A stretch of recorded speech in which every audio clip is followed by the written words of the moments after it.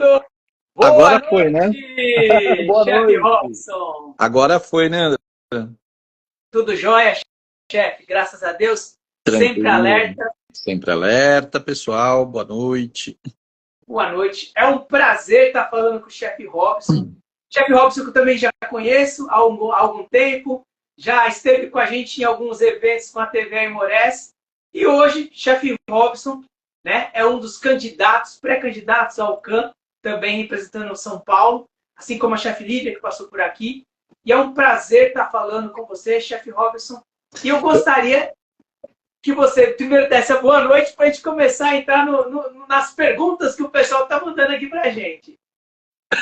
Antes de qualquer coisa, André, eu preciso fazer um negócio. Preciso falar, mãe, tô na TV Aimorés. Ele faz isso toda vez. Uma vez eu falei pro André, eu acompanho o trabalho, né, que ele faz há um tempo, né? E não, André, não.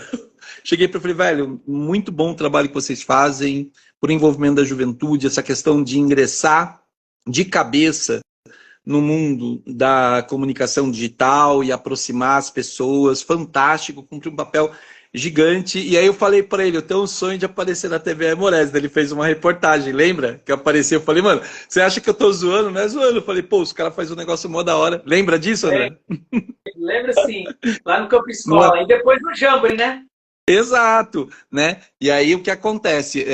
A gente fez essa fala lá no Campo Escola a primeira vez, aí depois no Jamboree, quando a gente fala o testemunho, né, do que representou aquele Jamboree, e agora estou aqui com muita honra, então boa noite, André, boa noite a todos os meus amigos do Grupo Escoteiro Aimorés, né? A todos que estão assistindo agora ou que vão assistir depois no canal do YouTube, aos que estão acompanhando, um abraço, minha querida companheira Lídia, que acabou de falar, estava aqui acompanhando, Lídia, beijo. Né? Alcido, que virá falar agora depois de mim também, um grande abraço. Lídia é minha irmã de distrito, né? Ela é do 8º, eu sou do 9º. Tenho a oportunidade de conhecê-la há bastante tempo. Cido foi meu chefe sênior e meu mestre pioneiro, então conheço faz um tempinho também, né? Então é muito bom exercitar a democracia entre irmãos escoteiros. A democracia para nós é um bem muito forte, é um bem que, de certa forma, possibilitou que o escotismo ganhasse a amplitude que ele tem hoje no mundo, e é algo que a gente deve, sobretudo, preservar para que ela continue existindo. E, por outro lado, exercitar enquanto cidadãos e cidadãs. Afinal de contas, quando a gente coloca o nosso projeto educativo escoteiro lá, né, a pessoa que eu quero oferecer para a sociedade é, sem dúvida, um defensor da democracia. Então é muito legal esse espaço. Parabéns à TV Aimorés por propiciar essa comunicação nesse espaço tão importante que é o momento das assembleias escolherem os seus representantes, aqueles que vão estar na comissão fiscal regional, aqueles que estarão na comissão de ética e disciplina regional, o candidato da nossa região escoteira ao Conselho de Administração Nacional e a nova diretoria para o triênio vindouro. Então é isso, é um grande exercício de democracia. Tamo junto. Perfeito. Vamos lá, vamos bater papo, porque eu estou na minha hora de janta, estou na escola, trabalho toda de... Vamos lá. Vamos começar então. Chefe, eu queria um pouquinho, o pessoal de casa, né, que não conhece a sua biografia dentro do movimento escoteiro, que você falasse um pouquinho da sua história dentro do movimento escoteiro, quanto tempo você está, como começou. Eu sei que você tem uma longa biografia, mas que daria um programa inteiro somente para a gente bater papo sobre essa biografia. Mas vamos tentar resumir um trechinho para que o pessoal conheça um pouquinho do chefe Robson até chegar nesse momento. Tá bom, vamos lá. Eu tenho 52 anos, mas eu posso dizer que o escotismo ele ingressa na minha família e passa a fazer parte do cotidiano da minha família no início dos anos 60, quando minha avó, Dona Ruth Desotti, ela era residente da cidade de Araras, aqui no interior de São Paulo, ela visita, né? Ela era comerciante, ia para São Paulo uma vez por semana, e numa das idas em que ela vai, a região da 25 de março, próximo ao Mercadão e tudo mais, com meu avô, eles têm contato com o grupo escoteiro Duque de Caxias, da Várzea do Carmo, naquela época, né? E minha avó se encanta ali, nas outras vezes ela guarda um pedacinho do tempo em que ela vinha para São Paulo para conhecer um pouco mais os escoteiros, e organiza em Araras o que veio a ser o Grupo Escoteiro Anhanguera, participaram, então, meus avós, os fundadores do grupo, os filhos deles, meus tios, e minha mãe. O grupo, na época, né, o único grupo escoteiro da cidade, trabalhou ali com outras organizações da cidade. Meu pai, à época, rotariano e também integrante, né, da Irmandade dos Marianos, vai auxiliar no grupo escoteiro. E aí ele conhece minha mãe. Então, meu pai conheceu minha mãe chefe Léa, e meu pai, seu Joel. Eles começam a namorar dentro do movimento escoteiro. Minha mãe é assistente de alcateia, meu pai começa no ramo escoteiro, depois assume como chefe de grupo. E aí, quando eu nasci, nós já tínhamos aí 2 gerações anteriores no movimento escoteiro, né? Ou seja, eu sou da 3ª geração, né? Minha família se muda para São Paulo, foi algo muito difícil para eles na ocasião da mudança, e uma das coisas que eles optam é por aqui não ingressar no movimento escoteiro, né? Mas minha casa era o lugar onde se cantava músicas de repetição, se cantava a Árvore da Montanha, se faziam nós. E olha que coisa interessante, meu amiguinho de primeiro ano, primeira série na época, né? Chamava. A gente brincava na rua, tal. Eu fui na casa dele, a mãe tava, falava, hoje a gente vai no escoteiro, você não quer? Falar, o pessoal lá em casa fala esse negócio de escoteiro. E a gente está falando de 1979, né? Não tinha celular, não tinha computador, não tinha esse monte de coisa. Então, como é que a coisa funcionava? Era, vamos, né? Não tinha Paxto, né? Não tinha que fazer a ficha antes para entrar, né? As relações eram outras, a instituição era outra, né? Então ela me leva junto com o filho dela, que já tinha ido algumas vezes, né? Chamava-se Márcio, e me leva algumas vezes, me leva para o grupo, ele já tinha ido algumas vezes no grupo, me leva junto, volto, chego em casa com a fichinha de inscrição, né? Com as informações todas. Era o grupo escoteiro messiânico da Lapa, que estava começando, né? Fazia pouquíssimo tempo, o grupo tinha acabado de ser inaugurado. E aí eu chego em casa com as coisas do escoteiro. Aí foi um forrobodó familiar todo, né? Porque, afinal de contas, a família, quando veio para São Paulo, tinha feito essa opção de não estar ativa, né? Deixou o grupo lá em Araras. Eles trouxeram alguns materiais que doaram para o então novíssimo grupo escoteiro Tiradentes, né? Que ficava no Liceu Tiradentes, hoje está no Parque Fernando Costa, vizinho nosso aqui do distrito. E aí o Robson ingressa como Lobinho, permanece Lobinho, escoteiro, no grupo escoteiro messiânico. Aliás, é no grupo escoteiro messiânico, né, quando eu passo para a tropa escoteira, que eu conheço, por exemplo, o Edson Pires, hoje do Marcelino Champagnat, né? Ele era da Patrulha Loba, Patrulha Touro. Aí a gente está falando de 1984, né? Participei do Ajude Nacional de 85, participei do ARP de 84, né? Do Ajude Nacional de 85. A Igreja Messiânica Mundial, no Brasil, ela chegou a manter, em São Paulo, 9 grupos escoteiros, tinham outros grupos em outros estados, Rio de Janeiro, alguns, né? Brasília, enfim, tinham vários grupos. Chegamos a ter um jambore messiânico no Brasil, porque existe um jambore messiânico no nível mundial, e só que a partir de 1987, as igrejas começaram a declinar o apoio, né? A percepção naquele momento da instituição de não flexibilizar a data de curso, a organização, a coisa foi meio se, né, distanciando, e os grupos messiânicos fecharam. Fecharam não, se transformaram, né? O que era o messiânico do leste virou Fênix, o que era o messiânico de Campinas virou Jaguareté, em Santos virou o Mata Atlântica, e o da Lapa, ele acabou se extinguindo. Então, quando eu estava terminando minha idade de escoteiro, meu grupo fecha. Eu sou transferido para o grupo escoteiro Águia Branca, onde o chefe de grupo era o seu Oswaldo Ferraz, Oswaldo, o escoteiro, pessoa a qual tenho um grande respeito, né?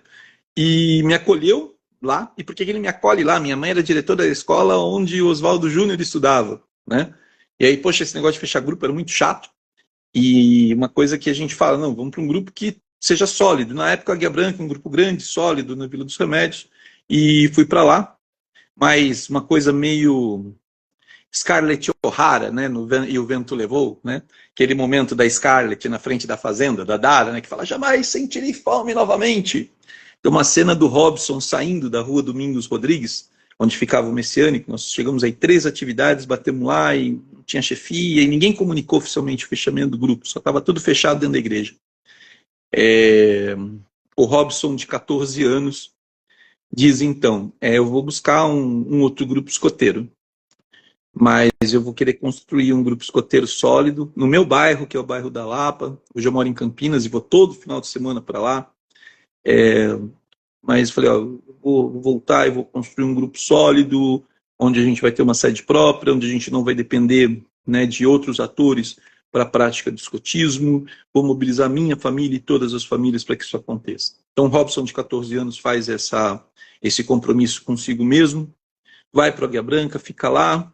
Aí, quando estava ali perto da idade, né, já estava com 19 para 20 anos, foi o momento de cumprir esse compromisso.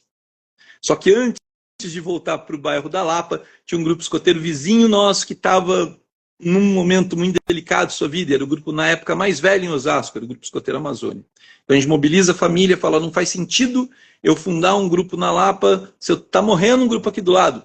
E isso ficou muito marcado em mim, viu, André? Essa questão do grupo fechar é muito ruim. A gente foi lá, ajudou o grupo a se reorganizar, deixamos claro desde o começo, falou, a gente está aqui para dar um up no grupo, né? E a gente vai preparar as pessoas para que vocês, né, o grupo continue bem e depois a gente funda o Quarup. E foi isso que aconteceu. Nós permanecemos 2 anos lá no Amazônia. Foi nesse grupo que eu conquistei minha insígnia de BP e começo, né, então já a articulação para a fundação do Quarup, que inicia suas atividades no mês de março de 94.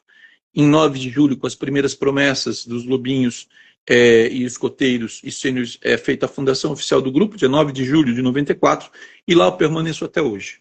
Então, sou fundador do grupo, atualmente ocupo a função de diretor-presidente. Fui aqui lá, chefe de tropa escoteira, chefe de tropa sênior, mestre pioneiro e várias outras funções, né? Então, essa é a minha trajetória no escotismo. É uma trajetória que vem de uma família, é uma família humilde, é uma família operária, comerciante de origem camponesa italiana, que vem do interior para a capital em busca da construção de uma vida melhor, uma vida de professores e operários.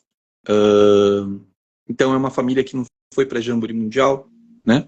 Que a gente tinha prioridades ali, a gente sabe que o escotismo, ele nem só desses grandes eventos é feito. Claro, é um grande desejo, um dia ainda vou num Jamboree, né? Mas a mágica acontece na patrulha, a mágica acontece na alcateia, a mágica acontece no clã, né? E essa mágica é uma mágica preponderante para a formação da minha família. Hoje eu tenho, né, no Quarup minha tia, meu primo, minha mãe ainda atuante, que deve estar assistindo a gente, porque ela acompanha bastante, minha companheira, meus filhos todos passaram por isso, né? Desde lobinhos, fizeram suas vidas. Minha filha mais velha hoje tem 32 anos, eu sou avô, quem me acompanha segue as postagens de Mateu, meu netinho, minha filha do meio, Gabriela, meu filho mais novo, Leonardo. Minha filha mais velha mora em Dublin, meu filho mais novo mora na China, é violinista, músico, né? E todos eles criados no movimento escoteiro. Ou seja, logo logo a 5ª geração vem aí, o Mateu, né? Em termos de cargos e funções, bicho, ocupei bastante coisa, né? Tanto na unidade local, fui comissário distrital, coordenador de ramo em polo, no Polo Rota dos Bandeirantes, tive a oportunidade, né, de atuar em comissões regionais e nacionais, já tive um mandato no Conselho de Administração Nacional, foi um mandato em que o Robson, lá de trás, não sonhava em fazer, não passava na minha cabeça um dia eu ser dirigente nacional da instituição, a qual eu admiro, né? Tenho uma devoção pelo movimento escoteiro, porque se confunde com a minha história de família. Parar de falar, senão eu choro. Né? Mas um dia, observando, eu sempre fui uma pessoa muito crítica, o pessoal que me conhece sabe disso. Afinal de contas, cientista social, historiador, né? Pedagogo, formado em História pela PUC São Paulo, Pedagogia pela Universidade de São Paulo, né, mestrando aqui pela Unicamp, e o Robson sempre muito crítico, né? E aí, num determinado momento, me foi colocado um desafio. O conselho precisa de uma pessoa assim, precisa de uma pessoa que, inclusive, tenha possibilidade de levar essa realidade da maioria dos grupos escoteiros, né, da média dos grupos escoteiros brasileiros, que tem essa visão ampla, uma visão crítica, uma visão histórica, mas também uma visão pedagógica, e que, sobretudo, né, leve essa aspiração da base para lá. E eu fui convencido da primeira vez que eu poderia ser essa pessoa, exerci um primeiro mandato, ao final do mandato fiz uma avaliação, André, E eu tinha listas de transmissão onde eu mandava coisas, perguntava algumas coisas para guiar, né, me orientar sobre as aspirações. E aí eu mandei um Forms me avaliando, né? E aí, pessoal, como é que vocês avaliam o mandato? Quem acompanhou, muita gente respondeu. E aí tinha uma pergunta que é: você acha que eu devo voltar para o CAN? Aí teve só todo mundo falou sim, sim, sim, sim, sim, mas tinha 2 pessoas que falaram não. Aí tinha lá, justifique sua resposta. As justificativas do não. Falava assim: não, você tem que disputar alguma coisa aqui na região de São Paulo. E o outro falou: não, você tem que disputar a DEM. Ou seja, os caras queriam, né, encaixar. Então houve uma boa avaliação do mandato. Aliás, falando em avaliação, fui eu que propus a criação de uma comissão própria de avaliação do Conselho, né? O Conselho se autoavaliar e avaliar entre os pares. E aí, com essa boa avaliação, eu pretendia voltar, mas eu não pretendia voltar tão cedo. Meu plano era voltar aí, possivelmente na eleição de 27 ou 29, né? Mas aí o momento clamou por isso. Depois muita conversa, muita conversa, decidi lançar aqui para esse ano. Então, Robson, que vos fala hoje, é um Robson de 52 anos, é um Robson que é diretor-presidente de uma unidade local, é o Robson que atua como escotista no Ramo Lobinho, na Alcateia 2, Ceoni, é o Robson que depois de amanhã tem Conselho de Paz da Alcateia, tem a programação, que aqui está com vocês hoje, mas ontem estava montando programação de sessão, conversando sobre as questões com a sua diretoria de unidade, e é um Robson que vem desde Lobinho. É um Robson que toda noite, antes de dormir, acredita muito nessa questão toda, né, da energia que flui na minha família e pede a ancestralidade para que esses caminhos continuem sendo trilhados, honrando sempre aqueles que começaram essa caminhada, quer do escotismo, com Baden-Powell, quer aqui na minha família, com Dona Ruth Desotti, minha avó, e seu Léo Desotti, meu avô. Né? E Dona Léa, que está aí hoje, é a grande liderança do nosso grupo escoteiro. E minha mãe, a qual amo muito. Pronto, André, parei de falar, senão vai demorar muito. Legal. Não, perfeito, chefe. Eu acho que esse momento, deixar bem claro para a chefe Lídia passou, o chefe Robson, o chefe Cido que irá passar, é o momento de vocês realmente colocarem, se apresentarem, falarem com o público de casa, porque a gente, eu tive essa possibilidade de estar próximo do chefe Robson, conhecer, assim como conheço a chefe Lídia, assim como estou tendo a possibilidade de conhecer o chefe Cido, mas existem alguns delegados que estão indo pela primeira vez, tendo a primeira experiência dentro de uma assembleia regional. Então é importante que vocês conheçam, né? Vocês que às vezes não tiveram a possibilidade de ter um contato presencial com eles, tá vendo?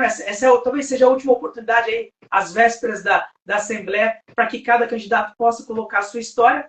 E o chefe Robson, para quem está vendo de casa aí, 52 anos, eu falaria 52 anos de escotismo, porque ele já estava no DNA da família quando fundou o grupo escoteiro. Então, isso é muito legal, essas histórias que unem e demonstram realmente aí o qual o escotismo ele é importante, porque ele tem legado. Né? Por isso que nós chegamos até aqui e por isso que é um movimento tão grande que vai se estender por muitos e muitos e muitos anos por conta dessa troca que há entre todos aqui.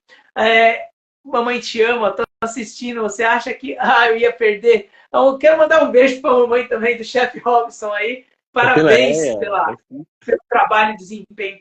Chefe Robson, você, como já se colocou aqui, participou de um primeiro mandato ao CAN, e aí agora minha pergunta ela é um pouquinho diferente da chefe que eu fiz anterior.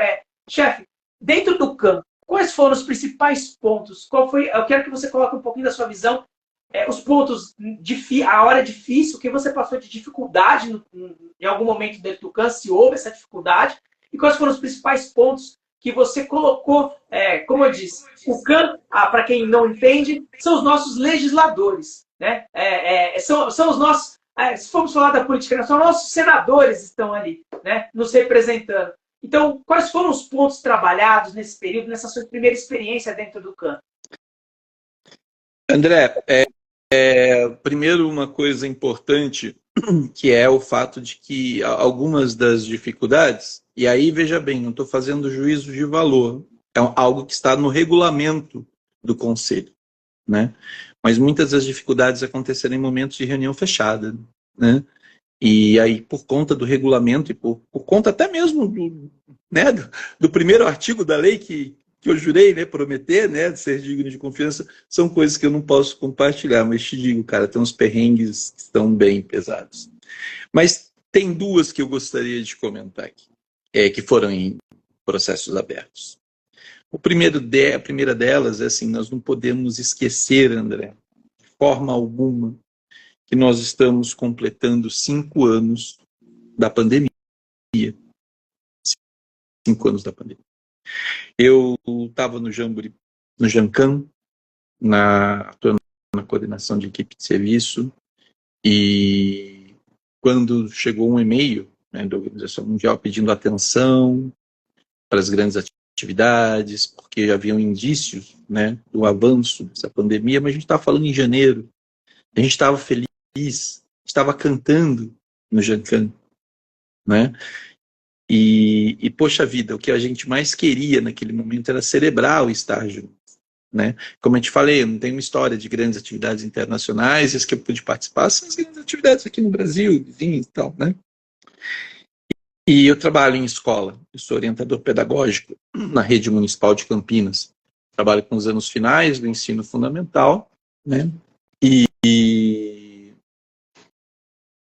aí são 750 jovens todo dia, onde nós temos a possibilidade de conversar, conviver, planejar, e mais uma equipe, né, de mais 50 professores e outros gestores e funcionários de apoio, enfim, né? Então, dentro do conselho, quando chega a pandemia e nós temos que ficar numa situação de reclusão, uma situação de isolamento, é como se uma bola de boliche batesse no meio daquilo que Baden-Powell define como uma fraternidade ao ar livre, porque não dava mais para ser ao ar livre. E foi muito difícil. E muito difícil por quê? O sábado para a gente, para você que está assistindo, para as crianças, adolescentes e jovens, é o nosso momento de explosão. Né? É aquele momento que a gente ganha mais força. Eu me fortaleço quando eu chego lá, né? A gente põe o vestuário escoteiro, prepara, arruma a mochila, põe as coisas.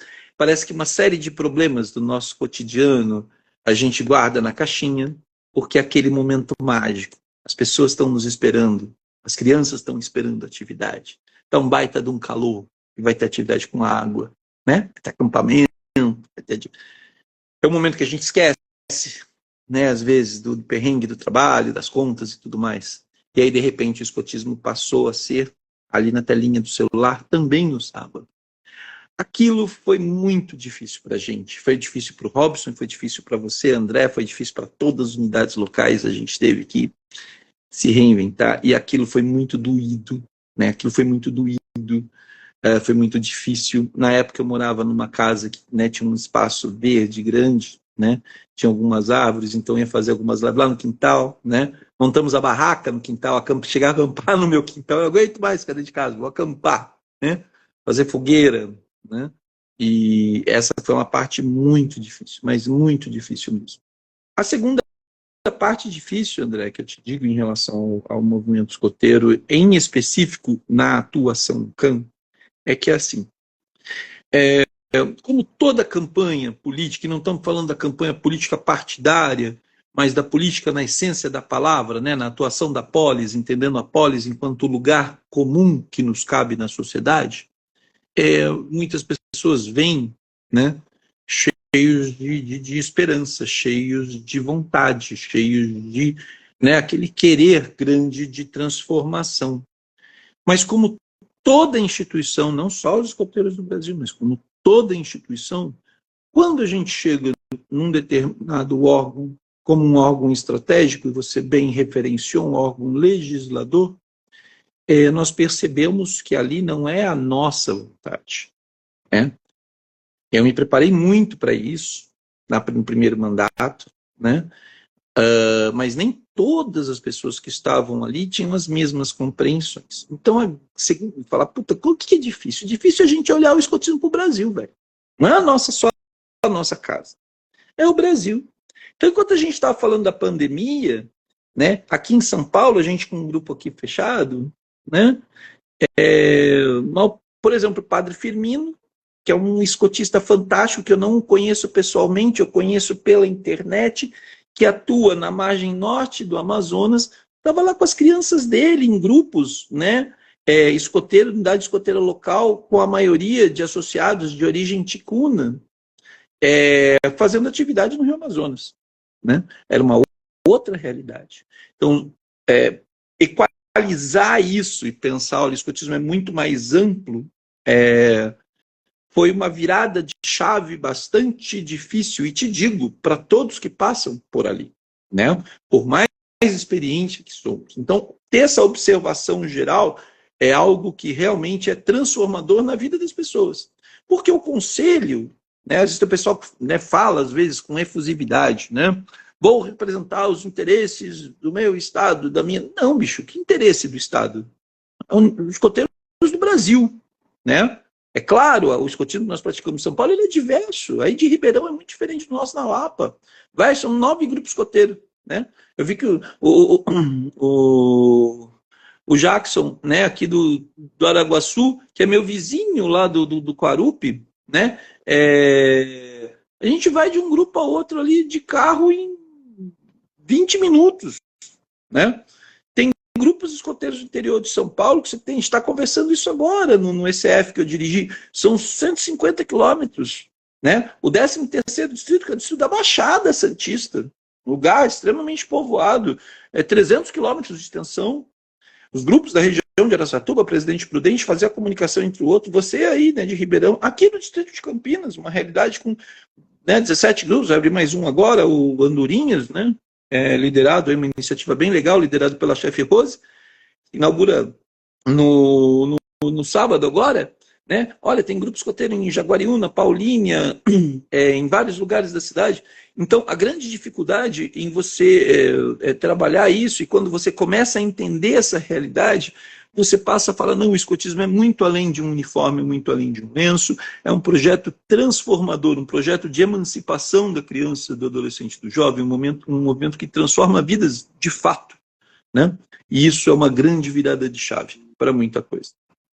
Perfeito. Muito bom, chefe. É muito importante passar essa experiência, né, de ter passado por esse período dentro do campo. Né, nós somos, como o chefe citou, há 5 anos atrás, a TV Aimorés surgia para achar uma maneira de unir os escoteiros, primeiramente só do Grupo Aimorés, antes de se tornar, para que pudesse participar no sábado à noite das atividades, para que a gente não deixasse ninguém sem ter o contato com cada um dos nossos chefes. Por isso que surgiu a TV Aimorés, e ela foi envolvendo o nosso distrito, a nossa região, o nosso país. E hoje a gente tem gente do Rio Grande do Norte assistindo a gente nesse momento, do Rio Grande do Sul, de vários estados. A gente fica muito feliz de estar aproveitando desse canal que a gente criou para levar informação correta, informação de movimento escoteiro, né, para vocês. Então, chefe, seguindo aqui a mesma norma, né, nós já estamos indo na reta final aí da entrevista, porque nós vamos chamar o chefe Cido, que eu acho que já entrou aqui no chat, já vou poder chamá-lo também. Eu queria, chefe, que você deixasse aquele recado final para quem está aí de casa assistindo, que está assistindo, que não vai estar na Assembleia em São Paulo, porque não é delegado, mas que pode ainda, nesse próximo sábado, dentro da atividade do seu grupo, conversar com o seu delegado e falar, olha, aqui está essa informação importante, essa entrevista que vai ficar salva, vai estar no nosso canal do YouTube para que você possa transmitir para o delegado do seu grupo para que represente e tome as decisões mais assertivas representando o seu grupo escoteiro. Então, esse canal teve essas entrevistas estão tendo esse fundamento. Chefe, gostaria que você deixasse um recado para o pessoal de casa, do chefe Robson, e também para os delegados que estão assistindo aqui, que vão estar no próximo sábado, dia 22, elegendo aí um candidato de São Paulo, representante, para ser representante do nosso CAN aí na Nacional. Deixa seu recado para a gente estar finalizando a nossa entrevista. Vamos lá, então, né? Antes de qualquer coisa, eu agradeço e mais uma vez, André, elogio essa iniciativa de vocês em relação a garantir o exercício da democracia. Isso é deveras importante, né? Mas agora eu me dirijo aí a você, né, delegado, ouvinte, ex-escoteiro, como é o Jackson, que está aí, quero mandar um abraço, né? A todos vocês, né? Veja bem, teremos uma eleição. Não é uma eleição como aquela que nós vemos, geralmente no dia 13 de outubro, né? A cada 2 anos, para mandatos de 4, né? Presidente, prefeito, governador, senador, deputado. Então, em tese, nós nos guiamos por um padrão moral ali alicerçados na lei e na promessa escoteira. A experiência de vida, a experiência acadêmica e o conhecimento do escotismo, eles são, obviamente, prerrogativas muito importantes para o exercício de uma função estratégica. Eu não gosto daquela ideia de, o fulano é o melhor, fulano... Não, isso é ruim para a democracia. É ruim por quê? Porque são meus irmãos de promessa que estão na disputa, né? São pessoas que eu gosto, pessoas que eu confio, pessoas que convivem comigo, que estarão na disputa. Mas eu coloco à disposição de vocês esse meu tempo, essa minha experiência, esse meu conhecimento, para que possa ser um dos conselheiros responsáveis pela boa orientação do escotismo brasileiro e por essa transformação. O escotismo é um movimento, ele mobiliza pessoas, mobiliza ideias. Nós estamos num momento onde o processo do GPS, né, a revisão do programa, vai exigir de nós muita atenção. Nós estamos num momento mundial onde a mobilização de pessoas no espaço se equipara ao pós-Segunda Guerra. Nunca tivemos tantos refugiados assim.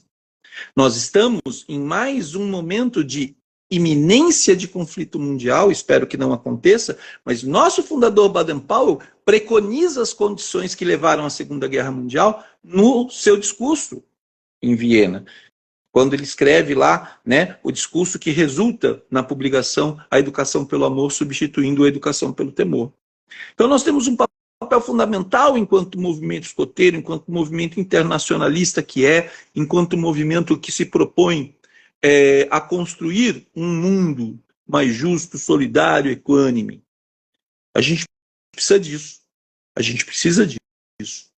Outra coisa, eu convido você, associado, associada, que acompanhou o primeiro mandato e sabe, eu fui o conselheiro que levou à plenária do conselho não só projetos que vieram da base, como a possibilidade da prática do escotismo a partir dos 5 anos de idade, conseguiu lá bater para levar a documentação do projeto Castor. Então, se hoje o ramo filhotes é uma realidade na nossa instituição, é porque lá atrás alguém foi lá e conseguiu emplacar isso dentro do campo para estudar a possibilidade, foi aprovado por 14-0, ou seja, unanimemente na plenária.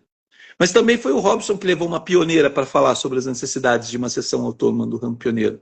Também foi o Robson que levou pessoas, né, de diferentes equipes de acessibilidade e inclusão para falar sobre a necessidade de criar, né, uma insígnia que reconhecesse a sintaxe da língua brasileira de sinais, de Libras, como um distintivo específico. Foi o Robson que levou, né, as preocupações do pessoal da modalidade do mar, e vou levar de novo, porque eu já recebi um documento do chefe Marcelo sobre isso, para a gente conversar na plenária. E é esse Robson